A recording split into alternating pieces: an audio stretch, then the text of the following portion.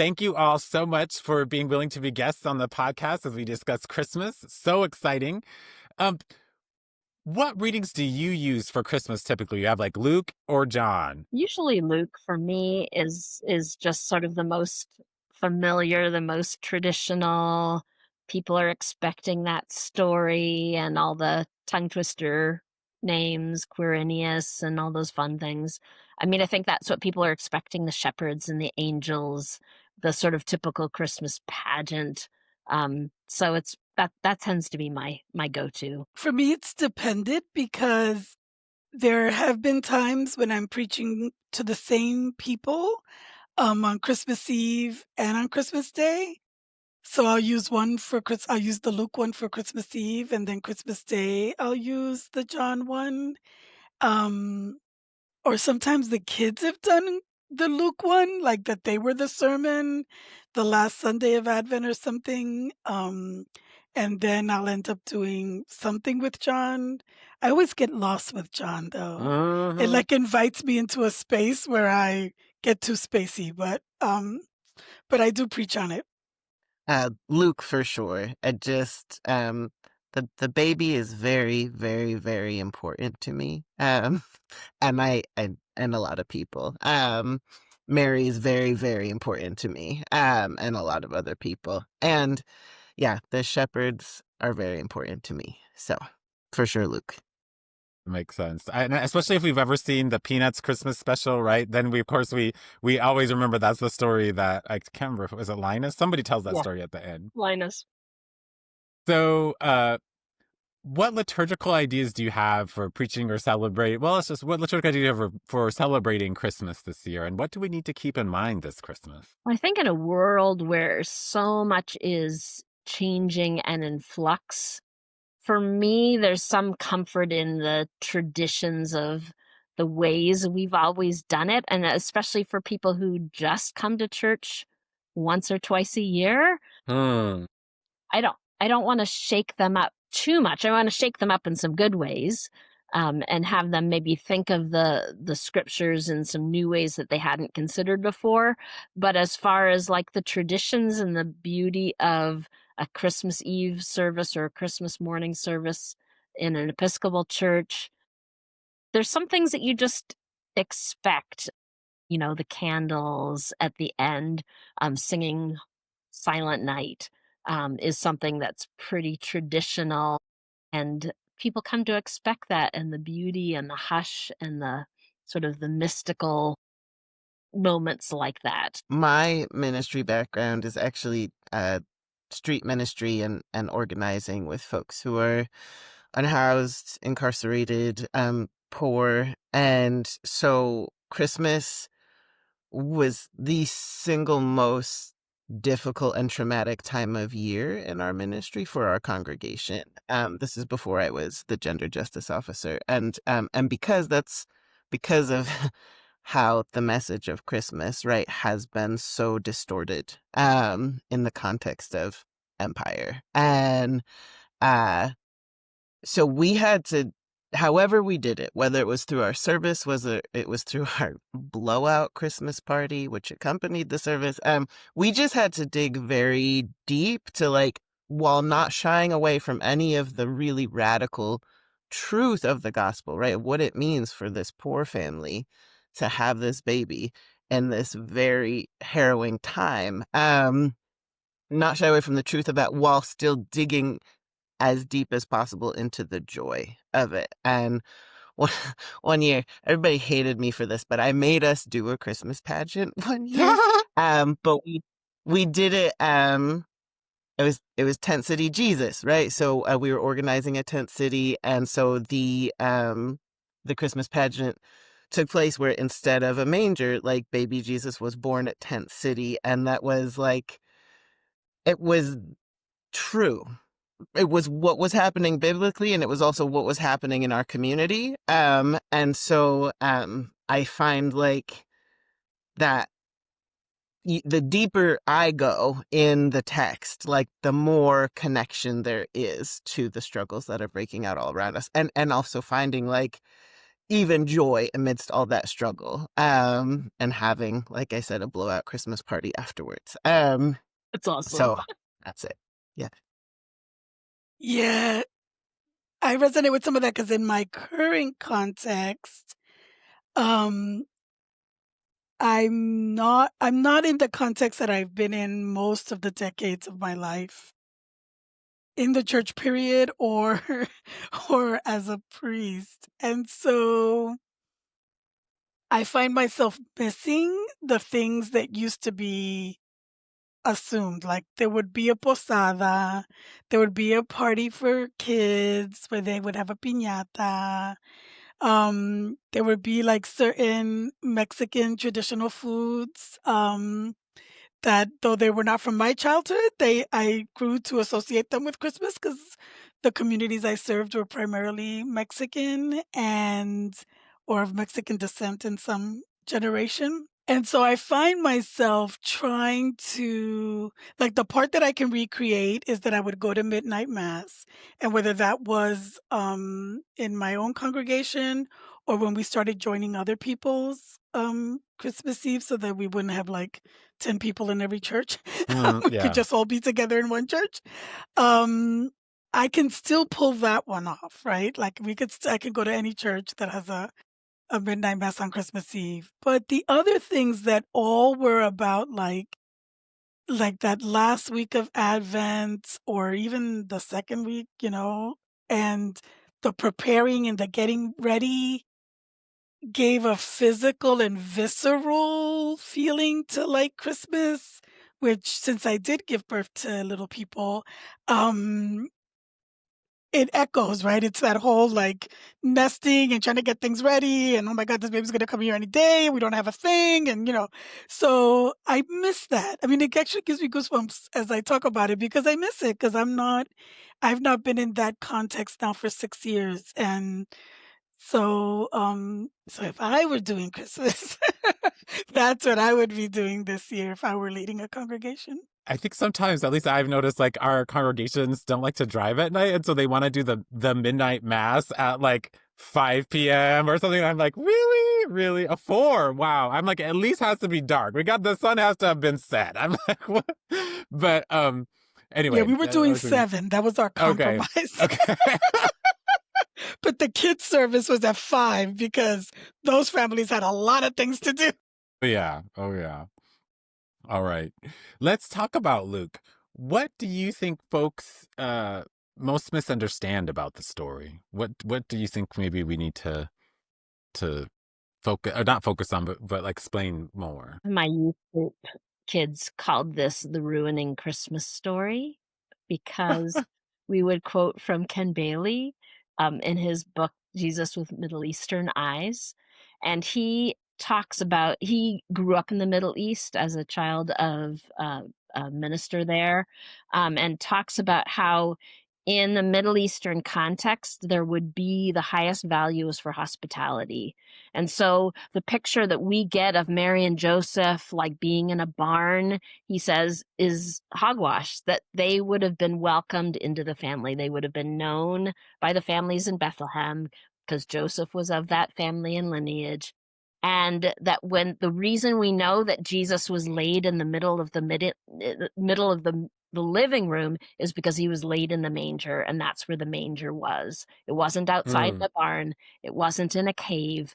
It was right on the edge of the family living space and the lower level of the house where they would let the animals in at night to keep the animals safe and warm and also to warm up the family living space. And so this idea of welcoming Jesus into the middle of the family unit, surrounded by community, surrounded by love, and that's what God does for us, welcoming us into that family space. And so that, when I first heard it, blew my mind, literally, figuratively. And the idea of having Jesus not far away, but in the center, and that God welcomes us into that central place where we have belonging, where we have community, where we have love surrounding us, and that we welcome Jesus into that space in welcoming the other. those people who might be outside in the cold, we welcome them into that central family space. So that for me is what has been sort of a transformational story for me of what I thought I knew about the Christmas story, the Hallmark version of the Christmas story, and a story even better. One of my preaching professors said, if you're going to take away a precious thing from someone in the story they thought they knew, you have to give them something better. And so for me, that story of Jesus in the center of the family room is that something better. That is lovely. The way you describe it, it's lovelier than the way I've heard it before. I do feel like you gave me something. But for me, it was funny because even rereading the readings for today's conversation, I was struck by the everydayness of all the people. Like they were Mm, just minding their own business. They were just living their lives. They were just doing the things, and the shepherds were shepherding and, everybody was just doing what they would be doing when this thing interrupts their whole world. And I can't, the family on a pilgrimage, or like even the family, like trying to do the census, trying to like, it's all the things that we do as people who live in countries where numbers get taken and things, and that, that they were faithful in going to get counted and how important getting counted is. I've participated in census campaigns just because as, Black, Indigenous people of color really have to get counted. hmm Because if we're not counted, all of the resources of the kingdom, now that we have a king, all of the resources of the kingdom, having spent some time at a No King rally, but all of the resources get designated. All the power gets distributed based on these numbers, and that our people are afraid to get counted. They don't trust the government counting them, mm, and so but that they're here's this family quite not right, like clearly a family but not according to the rules, right? Because they're still mm. engaged. How you about to have a baby?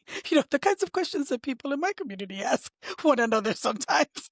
Like, what do you mean you're pregnant? You're still living at home with your parents. You're not supposed to be doing that. So I like that. I like being able to try to make them flesh and blood so that baby Jesus is flesh and blood, and that we remember that every baby that's born is like this miracle and this shining light and this world of possibilities, and not make Jesus like, I mean, Jesus is special. We love baby Jesus, but that baby Jesus makes all of us, right? Like children of God. And so all the babies are special and need to be cared for and comforted and taken care of and all those things.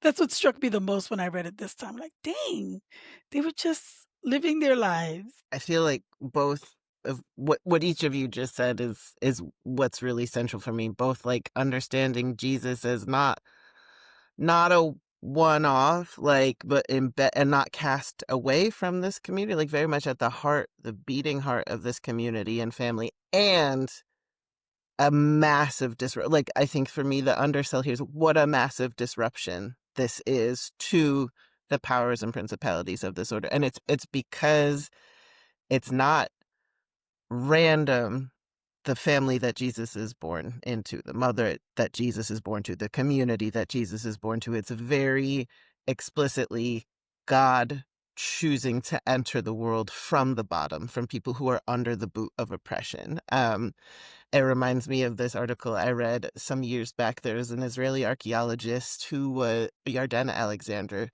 who was part of this excavation of a site near where people now believe, and which is worshipped as the site of the Annunciation. And so the family home of Mary, right? And what they're excavating were these huge pits of oil, crops, grain that people were hiding from the Roman Empire, that farmers were growing and then basically practicing mass tax evasion because they needed to live and feed their families, and they could not give the empire what the empire was demanding of them, and they would not. So they organized and they hid these pits.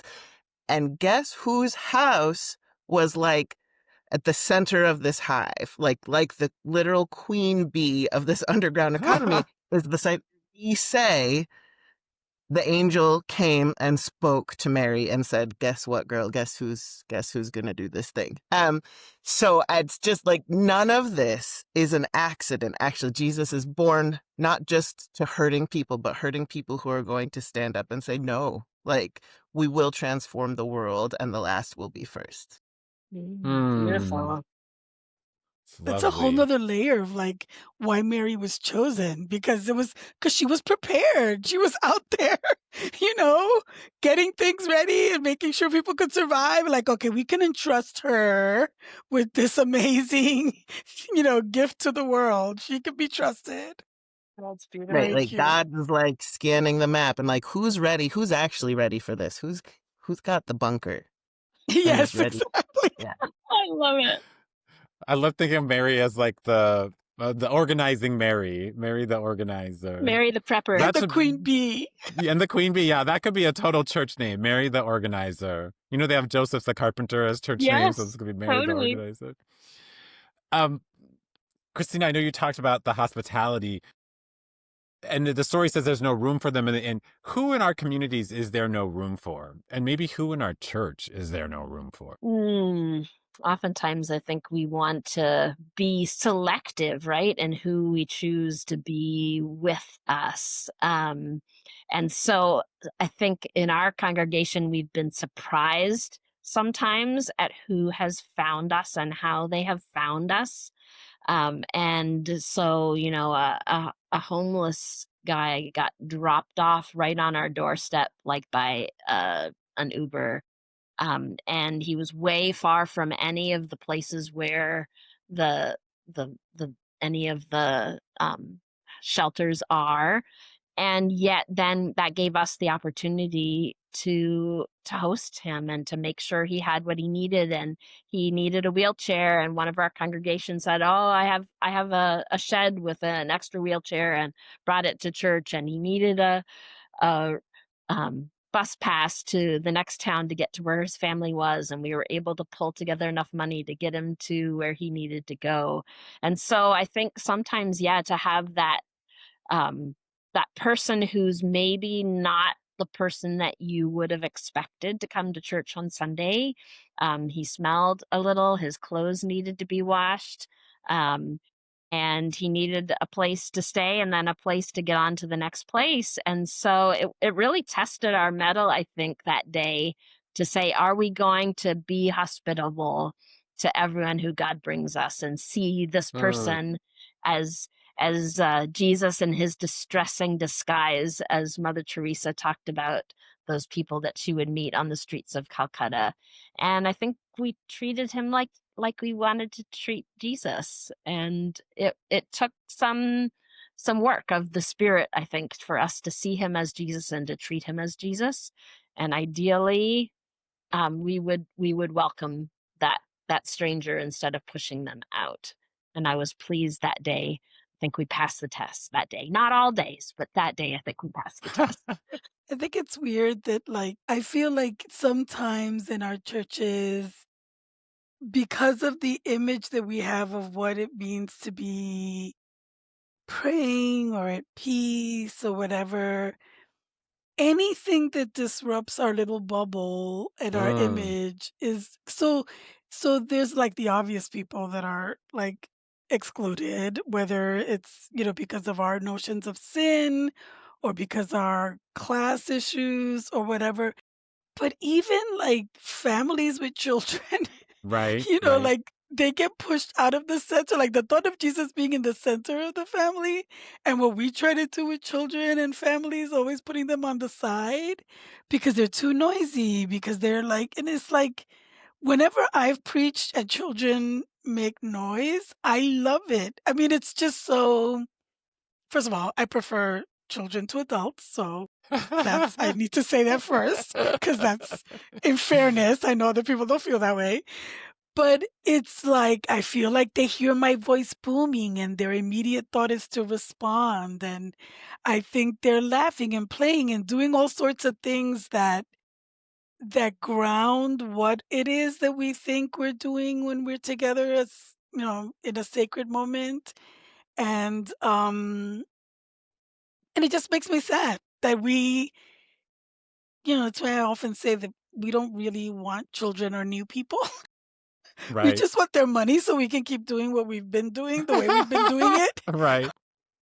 But, because they disrupt, they disrupt. I just feel like God is all about disruption. And I think when we think that God is about mellowing us out in a way that is like, I don't know, delta waves or whatever, like that thing, like when you numb out in front of the TV, that's not what we're meant to be doing. So I feel like we push out even people that it would make sense for us to welcome in. We push them out. This weekend I preached at a church in Sioux City, and I did this where I was kind of getting all excited, and I was like, who is called? And turn your neighbor, say you're called. And this little boy, I think I asked him later because he was in front of me in the lunch line. He's 8 years old. I didn't know that at the time, but I was like, are you going to answer that call? And I was expecting, and I was going to be like, if you are, raise your hand and say whatever, I'm called or whatever. And I asked that question. He's like, yes, yes. And he just like yelled out, and I was like, that is amazing. And so sometimes sometimes the children are the best, right? And they Are like the best. Yes, out of mouths I of loved babes, the right? right, Yeah, right. He was that's just like, And they awesome. get it viscerally. They're not yeah, so in their heads. They're not managing their image. They're not thinking what's appropriate. They're just responding viscerally to the things that we say that have so much color and texture to them. And we've lost that, right? Because we're so socialized. But they still get it. Like, I love giving communion to little kids too, because they just have all the best, like, they like the little kid that when you gave them the bread and wine, he would always go, and I would go, yes, yes, that's what it's like. That's what it's like to receive that nourishment, Yeah, that presence. yeah. So, no, I think yeah, let the children in. I know. yes, I remember giving yes. the cup to this little girl and saying the blood of Christ, and her eyes got as big as saucers, and she's like, the blood of Christ. Like she was just like, this is amazing. Yep. Receive me as you receive a little child.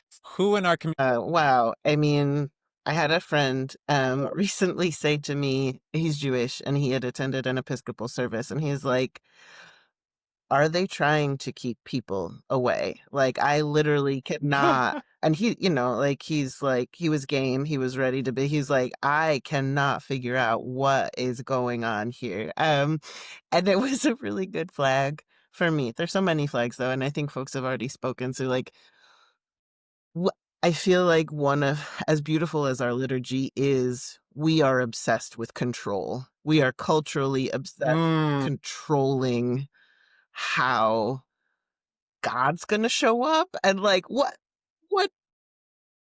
illusion is that? Like what, like we are so allergic to disruption. And I think worship is actually supposed to be a place where we're preparing ourselves to encounter God in the world. And if we cannot even like let people exist as themselves, whether that's as children, as people who are differently abled, neurodiverse, like as people who, like, when they experience God, heaven forbid, like put their hand in the air or like shout, like, or people who are in desperate need, right? Which is so many people. And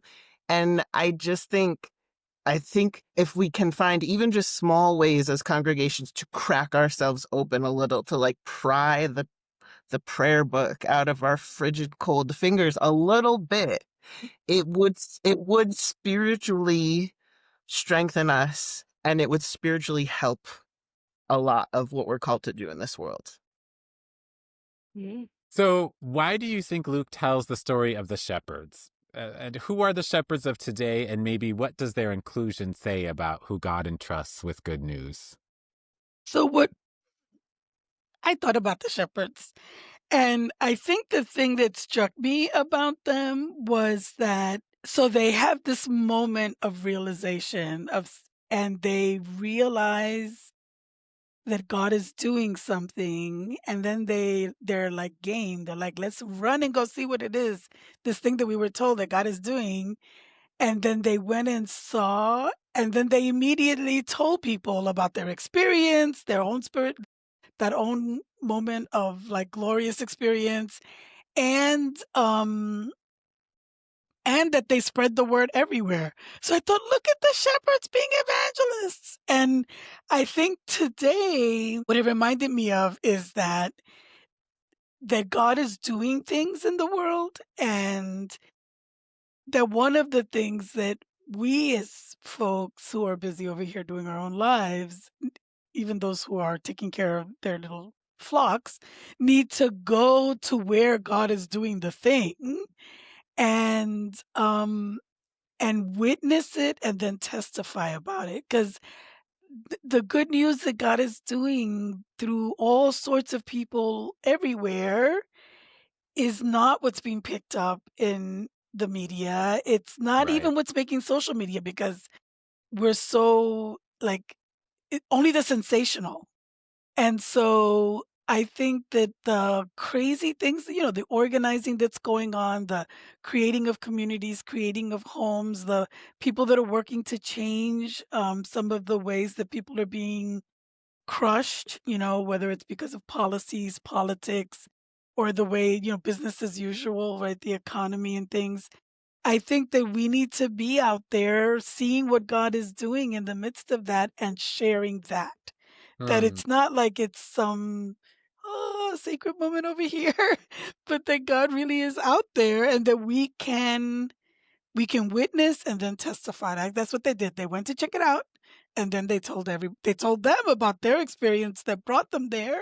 So they shared how God spoke to them, but then they also shared what was happening with everyone else. And wow, if we just followed the shepherds, that would be good. Mm, definitely. Yeah, I mean, they were sort of a lower strata of society. They were not the educated people. They were not the religious people per se. They're living out on the fringes in the fields, with the dirty animals, doing a dangerous profession, having to protect the animals from any predators or people who are trying to steal the animals. But yet they understand something about what's happening, maybe on a deeper level, whether it's because they're so connected to nature and to the environment because they live in it all the time, that they're the ones who are out in the fields when the angels show up because they're there. So I think we can just sort of see their availability, and sometimes the availability of those who are sort of on the what we would say maybe the bottom rung of society, is maybe an openness to hear and then respond in a way that someone who's very concerned with their own prestige or control aren't going to see. And so it's a beautiful message of the gospel being open and available to anyone who has eyes to see, and then giving us that joy in it and the opportunity to pass it along. It is out of control, like you were saying, Aaron. I do. I really feel like the shepherds are the flip side of that control. There's, people in a very unequal society like the Roman Empire at the time of Jesus' birth, right, who are desperate to maintain control and maintain their grip on things. And then there's everybody else who's desperate for disruption because they cannot live going along with this. And I think the shepherds are exactly who that is. When I mean, there's so many people you could swap today, right? In this country alone, there's like 140 million people who cannot afford a $400 emergency, right? Who are already either not making it, or Mm. they're just like one car repair away from total financial ruin. Like that's folks desperate actually for something to change massively. And I think that's always where God shows up first, because people are looking for that kind of disruption that says actually everybody has dignity. Everybody, starting with you. Absolutely. So I think all of you are parents. Maybe currently you don't have children living with you, but what would you do if you had just had a baby and were visited by like maybe some migrant farm workers or something who told you your baby was the Messiah or was a sign of the Messiah?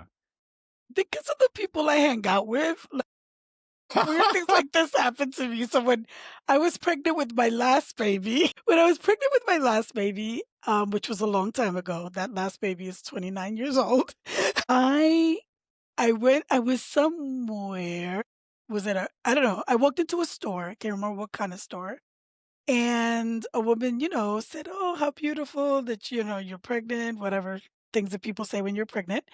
And and then she said, "This your child is going to be great.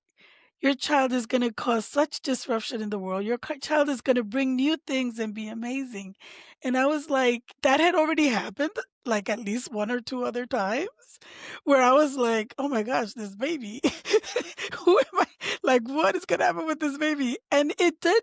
The feeling was protective. I got into a car accident while I had this baby, and some other physically violent things happened while I was pregnant with this baby. And I just kept saying, "That's the enemy trying to stop this baby from coming into the world." Mm, And, so this was my youngest, Santana, who, if anybody's ever met them, is like a pistol, you know how we used to say a pistol?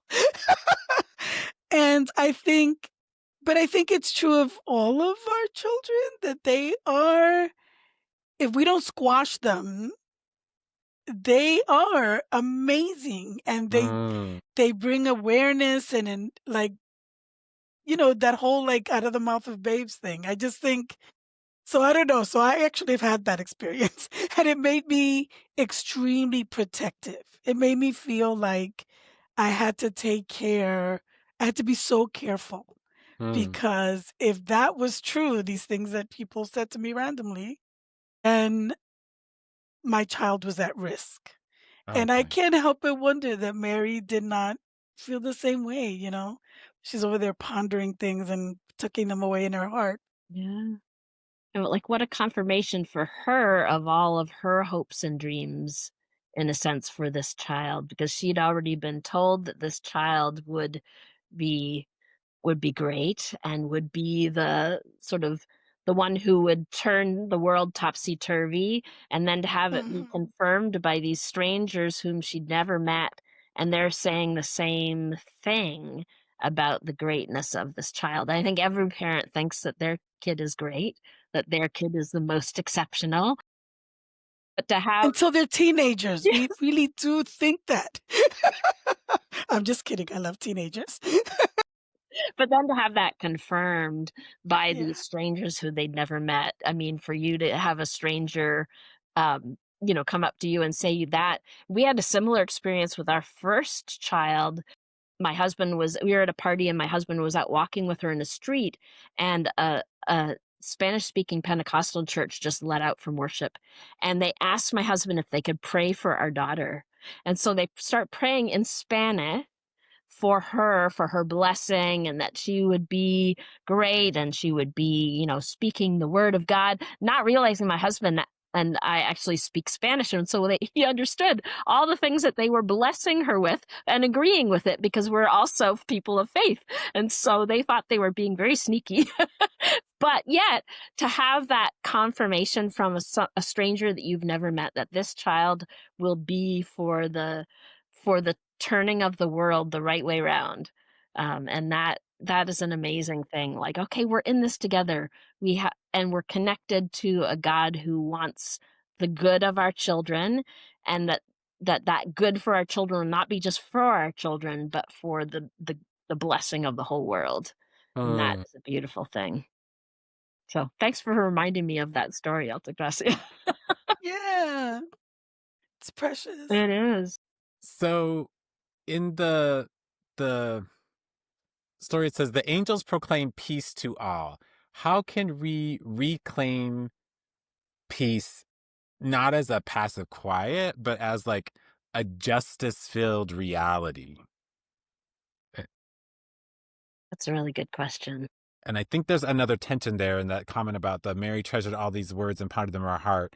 How might contemplation and action, right, be our faithful response to incarnation? So Yeah, well, that idea of peace, the word for peace in Hebrew, shalom, is not just an absence of conflict. It is wholeness. It is justice. It is the world operating in the ways that God as creator intended from the beginning, that there would be goodness and righteousness and love and access for all to the goodness of God and everything the world has to offer. So to see that peace as not just, oh, I'm feeling peaceful, but I'm being transformed and being healed and made whole so that I can be an agent of healing and wholeness and transformation in this world. That it's not supposed to stop with me. It's supposed to spread throughout the whole world, that transforming peace, that revolutionary kind of peace that transforms everything it touches. So that's, I think, the beauty of that that Prince of Peace. I love that. And I think some of the hope that our faith assumes or tries to give us or is grounded in also speaks to being able to trust that given what's going on in the world, that that doesn't have the last word. That sense of people, a lot of our communities understand that kind of we live in more than one world, that there's like the world out there where people are, power hungry, consuming, hurting, um, and that God offers us a different world, a different way to be in the world. And that means, not that I mean, it's not equanimity all the time, but that does mean like that there can be like a place of tranquility that we can embody trusting in God while everything around us is crazy and hectic. And for me, that's sometimes only for moments, but those moments then give me the energy and the capacity to keep going. And that's where I put the contemplation thing too. It's like I'm not meditating so that everything will just, I mean, I don't know, maybe there'd be something good about everything just flowing over me. That's not my personality, but it is at all. But it is like to be able to be reminded that there is a place where I dwell with God, a place where we dwell with God, a life that we're living in God, that in the face of everything else, we can have some tranquility and some peace, and that gives us like the resources that we need. It gives us, the capacity to keep responding, with acts of justice and acts of mercy and acts of compassion, and to fight for justice and for a world that doesn't have to be so dog eat dog, that it could be a compassionate world.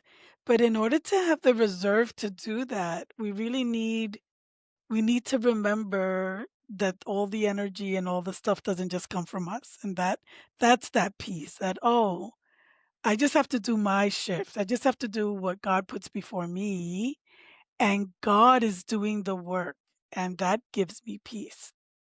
Even when it doesn't, even when things look really bad. I mean, things look really bad right now for a lot of families. People are really in an extreme, exaggerated, out loud way all over the world, and so that would be the piece, is like, I can keep working because 'cause I'm gonna work for justice knowing that God is working through me and many, many other people. Yeah, because sometimes it feels like we can only just do so little, right? We can do a little bit of good, but maybe God multiplies that little bit of good into something earth-shattering that would transform systems and governments and but that's beyond what we can imagine. So we just do our little bit of our mustard seed of faith, plant our little bit of seed, and hope that God might increase that to do. something huge and transformative to the world. Yeah, I mean, my question with peace is always peace for who? Um, Peace for, like, because I think when you're looking from the top down, we often confuse peace with control, right? That Yeah. is true in the time of the Roman Empire, right? The Roman peace is really not about peace and health and thriving for the majority of people who were living under that empire. It was about a time of immense inequality and violence, with very, very tight control at the top. And I think I think of peace as something very active. I don't actually think of it as um something passive at all. I do think that in order to, like, get our bearings under us, especially in a moment where we're we're just being, like, gaslit left and right, and on top of all that, like, actually difficult, damaging, violent things that are happening to us, then being told that that's not real, right? And that we cannot trust our sense of reality. Like, having a place where you can think is important. Um, Having a place where you can contemplate is important. Um, but I think we have to be very clear about who who gets to define peace, and who gets the last word on it, right? Like, we don't say, like, peace is here because this government and that government said it. Like, we're looking directly to the people who are being most harmed. We're looking directly to the people like the Holy Family, right, who were not running the show from the top, to be our leaders on that. So let me shift us over to John. I always struggle with John. I feel like he's like a slam poet or something, or like he was high or something. I don't know. He's like, I always struggle with John. John's a poet. John's a poet. Okay. The incarnation reveals a God who takes on flesh. What does that say about the sacredness of bodies, especially those deemed disposable by society? I think it's the thing that is the most um problematic about our theology, that, like, we think the greatest I guess we would say the greatest thing that God ever did was come to us in the form of a person. And yet we don't like bodies. Like, it's so Yeah. contradictory. It's like, and we don't take serious. I feel like, I mean, sometimes I feel like I'm just shocking my students for shock value, and I'm really not. It's the ADHD, as I say. It's like I really am just meaning to be like, come on, y'all, like, for real. Like, when I used to work with gang kids, we would talk about the incarnation, and then I would say something like, yeah, like, when Jesus had, well, what I would say to them, I'm not gonna say, but when, because adults, but would be like, when Jesus had sexual passion, and they would say, no, not Jesus, and I would be like, but Jesus had a body, and Jesus was an adolescent, and Jesus, all the things that you feel, Jesus Hmm. felt. All of Hmm. them, including those feelings. And they just thought I was crazy. But then when they would talk about Jesus, it animated them to have a sense of, like, well, if God really understands, because God lived in a body, I feel like it had created a kind of accessibility for them to this God that, it was a gang prevention project, so it was very, they were the bad kids. So, but it gave them an access to God that was like, wow, they came from religious homes, and they knew the story, but that this also meant that they had power to be the children of God, that God was Hmm. working in them and through them. It was the kind of radical message that it really is. It was outlandish, but we have just made that so not. like we don't let ourselves think about God incarnate, even though the incarnation is supposed to be our big thing. Right, we've sanitized it. We totally have, and made it so bland, right? And that, this picture of Jesus meek and mild, which we see in the little baby, but yet, he had power, he had strength, he had charisma, he had all of those feelings that we have, and he valued everybody that he encountered. He touched the leper. He affirmed the woman who was caught in adultery, and he showed them that they mattered, that they had value, and purpose, and that God had placed them there for a reason, and that they had a a role to play in God's salvation history as well. And so when we sort of say some bodies are more valuable than others or more worthy than others, we want to put ourselves at the top, of course, right? Because I'm pretty special, but yet to see that all of these bodies are created in the image of God. All of these people are Mm. precious and worthy and have a role to play in sharing the love of God in the world. So yeah, I agree with what you're saying, Altagracia. I've shocked some people too in the seminary class that I teach, and I said, that Jesus was a sexual being, and he might, have, however we believe he acted out on that, he certainly lived that out in his body. And so how do we deal with that? I think when I think about John and how, like, how wild, comparatively speaking, John is, in terms of the way it sounds, it always helps me to remember that John is coming from people who are like, maybe the people who are feeling like most left out, like most pushed out. And so talks really big in the way that folks who have been pushed out are going to be like, I like double down on I matter. But when you take that and you're like, oh, that's not for the folks at the bottom, that's for the folks at the top, then it becomes incredibly distorted. And so with this question about bodies, it's like, can you imagine those words from John? Do they sound different if you're hearing them read at drag brunch out of the mouths of like performers at drag brunch than from the House of Bishops? And like, not to like shade the House of Bishops whatsoever, but it's like, this is like who the original audience or who the original speaker, let me say, like speaker and audience of this text is much more marginalized. And so um, claiming that boldness of belonging is very different. And then you think about, thinking about Jesus and the incarnation, like there's the mess of the baby.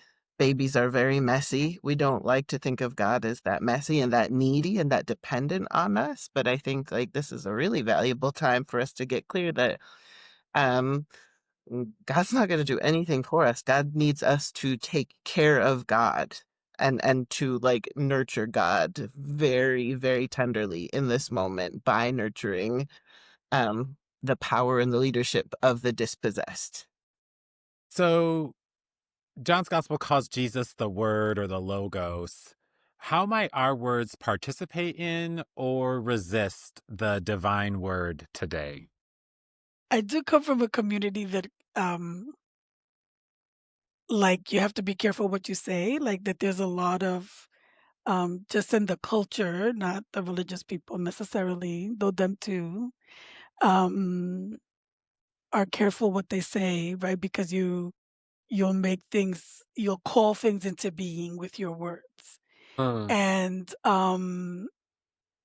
and I do think that like when you said that I felt in my heart, like the times that I say how hopeless things are, like how hopeless our social realities are these days, that's me resisting the word of God, right? Because that's not what God says about any of us or any of the situations we create.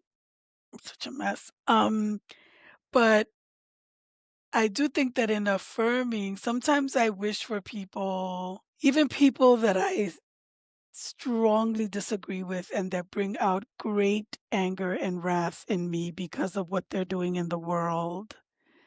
Like I remind myself to say what I want for them. Like what I want I want you to heal. I want you to get right size. I want you to release this obsession that's possessed you that would make you take what power you've been given for caring for society and instead you're using it in a destructive way for the purpose of greed.